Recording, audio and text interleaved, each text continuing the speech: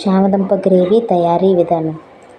ముందుగా ప్యాన్ పెట్టుకుని ఆయిల్ వేసుకుని ఉల్లిపాయ ముక్కలు, టమాటా ముక్కలు బాగా వేగిన తర్వాత కొంచెం కారం వేసుకోవాలి. ఇప్పుడు చామదుంపల్ని వేసుకొని బాగా కలుపుకోవాలి. చామదుంపలు బాగా మగ్గిన తర్వాత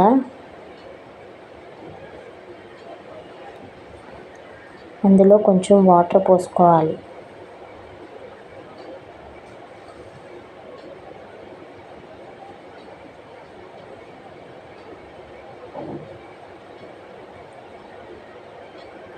ఇప్పుడు సరిపడినంత ఉప్పు వేసుకొని గ్రేవీ దగ్గర అయ్యేంత వరకు బాగా ఉడికించుకోవాలి.